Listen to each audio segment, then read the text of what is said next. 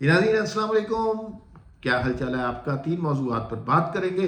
पहली बात तो ये है कि सिक्योरिटी ज़राए की जानिब से और बड़े अहम सिक्योरिटी ज़राए की जानिब से एक ब्रीफिंग का एहतमाम किया गया, जिसमें तमाम सीनियर एंकर पाकिस्तान का इलेक्ट्रॉनिक मीडिया जमा था। उसमें मुझे भी शिरकत का मौका मिला और उसमें जो गुफ्तगू की गई वो गुफ्तगू बहुत अहम थी।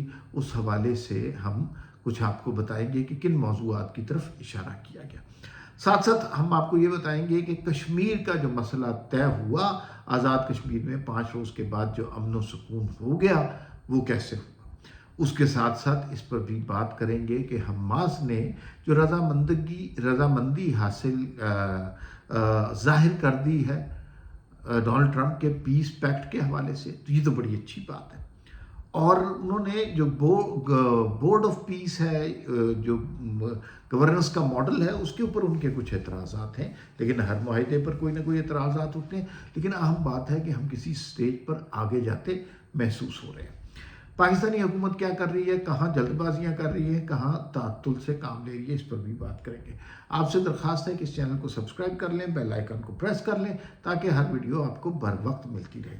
सबसे पहले आम सिक्योरिटी ज़राए के हवाले से बात करते हैं जी, कि उनको आज दावत दी गई तमाम सीनियर एंकर सहाफ़ियों को, और उनको जितने भी मौज़ूआत थे उनके बारे में तफसीली अपना नुक्ता नज़र बताया गया। किसी को ये नहीं कहा कि आपने ये बात लाजमी कहनी है, किसी को ये नहीं कहा गया कि आपने इस मौजू पर चुप रहना है, किसी को ये नहीं कहा कि कोई सवाल नहीं करना। तमाम सवाल किए गए, तमाम सवालों के जवाब दिए गए, और ये बैकग्राउंड ब्रीफिंग टाइप की चीज़ थी, जिसके अंदर बहुत सारी बातें अब नहीं भी कह सकते, लेकिन जो जो कुछ कह सकते हैं वो ज़रूर बतानी चाहिए। पाकिस्तान और सऊदी अरब के हवाले से बड़ी अहम बात हुई। उन्होंने कहा कि बज़ाहिर तो यही लगता है कि जैसे कतर के में इजराइल ने हमला किया और उसके बाद से अचानक ये सूरत हाल पैदा हुई कि सऊदी अरब ने सिक्योरिटी के इंतज़ामात हमें दे दिए। उन्होंने कहा कतर के वाक़े से इस बात को महमेज तो ज़रूर मिली, तेज़ी ज़रूर आई, लेकिन ये कोई आज की बात नहीं है, ये आज डिस्कस नहीं हो रहा था, ये बहुत अरसे से डिस्कस हो रहा था और कई मरहले थे।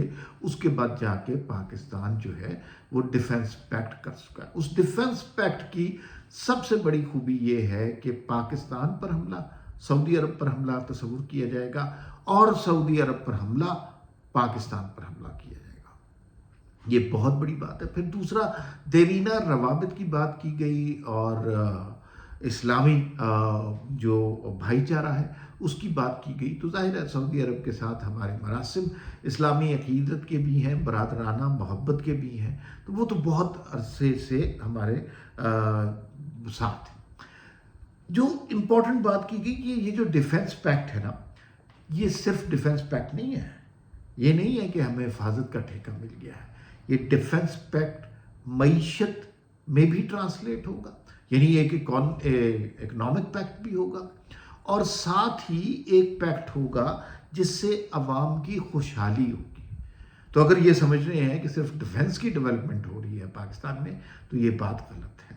और इस सिलसिले में आपको बताऊं, वज़ीर आज़म पाकिस्तान सऊदी अरब भी जा रहे हैं, और उस हवाले से भी इसमें प्रोग्रेस होगी। तो ये डिफेंस पैक्ट इसका नाम है, लेकिन इसके मकासद बहुत ज़्यादा वसी हैं, और इसके समरात भी पाकिस्तान और सऊदी अरब दोनों के लिए बहुत वसी। भारत के हवाले से भी बात की गई कि भाई भारत को हमने नाको चने चबवा दिए, लेकिन अब अगर कोई उनका जो है चीफ इतने अरसे के बाद उसे कोई चीज़ याद आती है, या वो नशे में आकर ये कहता है कि नहीं नहीं हमने इतने जहाज़ गिराए, या हम ये कर देंगे वो कर देंगे पाकिस्तान के साथ, तो ये मतलब वो ख्वाबों की दुनिया में रहते हैं।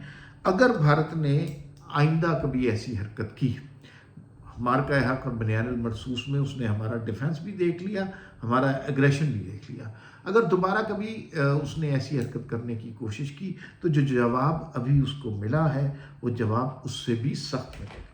दूसरी बात यह है कि खित्ते में सूरत हाल चेंज हो गई भारत के हवाले से। भारत समझता था कि वो खित्ते में नेट सिक्योरिटी प्रोवाइडर है, पाकिस्तान सिक्योरिटी फराहम करने वाला वाहिद मुल्क है। अब सूरत हाल बदल हो गई है, جو نیٹ سیکیورٹی پرووائڈر تھا اس کے اپنے 7 طیارے مارے گئے ہیں. تو اب سیکیورٹی پرووائڈر اس خطے میں پاکستان ہے، بھارت نہیں. دہشت گردی کے حوالے سے ایک بڑی تفصیل سے بات ہوئی. دہشت گردی کے واقعات کی روک تھام کے لیے پاکستان میں 190 آپریشن ہو رہے ہیں 9 روز کی بنیاد پر، اور 9 ماہ میں 1422 دہشت گرد مارے گئے ہیں. ایرانی ڈیزل کی سمگلنگ کو بھی بہت حد تک کرٹیل کیا گیا ہے. کسی زمانہ میں 15 لاکھ گیلن یہ سمگل ہوتا تھا، اب وہ سمگلنگ 1.5 لاکھ پر آ چکی ہے. اچھا، یہ بہت اچھی بات ہے. اور دوسرا پھر یہ بھی بتایا گیا کہ فوج کا تعلق کسی جماعت سے نہیں ہے بھائی، فوج سب کے ساتھ ہے. اور پھر یہ جو مطلب فوج ریاست کے ساتھ ہے، فوج کی حکمران ہے حکومت، حکومت کو ہم ریاست کہتے ہیں. ریاست جو کہے گی وہ فوج نے ماننا ہے، جو بھی کہے گی ریاست وہ فوج نے تسلیم کرنا ہے. اب دوسری جانب جو ہے مثلا عمران خان کے دور میں بھی عمران خان کی حکومت تھی نا، تو عمران خان جو کہتا تھا وہ فوج کرتی تھی. اور اب بھی جو عمران خان جو شہباز شریف کہتے ہیں وہی ہوتا ہے. یہ بھی بتایا گیا کہ فوج کے جو سارے معاملات تھے جنگ کے دنوں میں، اس کی اپروول بھی چیف ایگزیکٹو یعنی شہباز شریف صاحب نے دی تھی.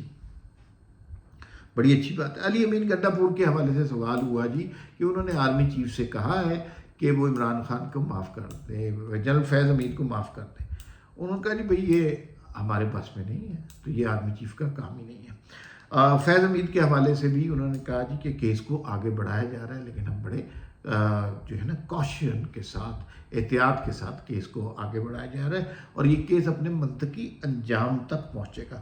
محرم بلوچ کے بارے میں، وہ جو ناروے کی ایک تنظیم تھی، انہیں نوبل پرائز دینے کا خیال آیا تھا. تو محرم بلوچ کے حوالے سے یہ بتایا گیا کہ اگر اس کو امن کا نوبل پرائز ملتا ہے، جس کے امکانات کم ہیں، تو اس سے بڑا لطیفہ کوئی نہیں ہوگا. تو یہ سیکیورٹی بریفنگ تھی جو کہ بہت اہم تھی، اس میں بڑے اہم نکات تھے. اور پھر ایک یہ حکومت کے ساتھ 1 پیج کے حوالے سے بات کی گئی کہ فوج کا حکومت کے ساتھ 1 پیج کے علاوہ کوئی آپشن ہی نہیں ہے. فوج حکومت کے تابع ہوتی ہے، اور 1 پیج پہ نہ ہونا غلط بات ہے، 1 پیج پہ ہونا کوئی بری بات نہیں. اب ذرا کشمیر کے حوالے سے بات کر لیتے ہیں. کشمیر میں مطالبات مان لیے گئے. صبح 5 بجے خبریں آئیں، ساری رات لوگ جاگتے رہے، سردی میں وہاں پر پہاڑوں پر چڑھے رہے، اور 5 دن کے بعد امن ہو رہا.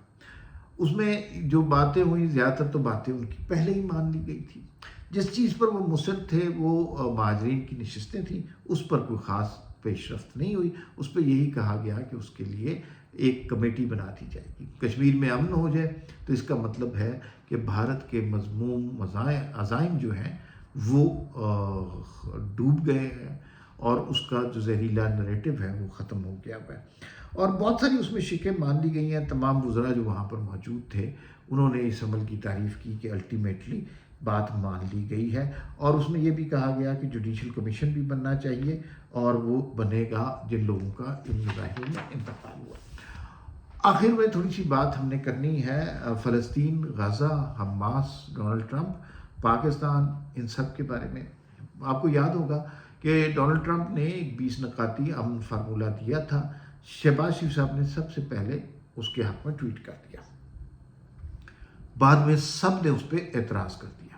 اچھا دیکھیے، پہلی غلطی شہباز شریف صاحب نے یہ کی کہ اتنی جلدی کیا ہے. پھر اسحاق ڈار صاحب نے یہ بتایا کہ نہیں، وہ پڑھا ہی نہیں تھا. اور غلطی ہو گئی کہ مثلا کیسے وزیر اعظم آپ نے پڑھے بغیر ہی کر دیا. اور پھر حماس نے کل بات مان بھی لی. تو اس کا مطلب ہے کہ ہم پہلے کہیں جلدی کر رہے ہیں، کہیں دوبارہ بیوقوفی کر رہے ہیں. تو یہ اس طرح نہیں کرنا چاہیے. سوچ سمجھ کے، ریلیکس ہو کے چیزوں کو ہینڈل کرنا چاہیے.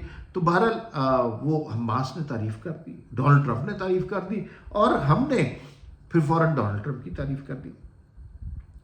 کوئی بھی ہیلا طریقہ ایسا ہو جس سے یہ ساری دہشت گردی، فلسطینیوں کا خون اور یہ سب کچھ بچے، تو اس سے اچھی کیا بات ہے. اس معاہدے سے لگ رہا ہے کہ فلسطینیوں کا خون ناحق بہنا بند ہو جائے گا، اور فلسطینیوں کو ایک ریاست کا حق مل جائے گا. یہ اس سے اچھی بات کوئی نہیں ہو سکتی. باقی باتیں بعد میں بھی طے ہوتی رہیں گی، اور مجھے یوں لگتا ہے کہ یہ دنیا کے امن کے لیے ایک بڑا مثبت اقدام ہو رہا ہے. کسی کو توقع نہیں تھی کہ حماس کی جانب سے اس کی تحسین کا پیغام آ جائے گا، لیکن اب لگتا ہے یہ معاہدہ فوراً ہو جائے گا.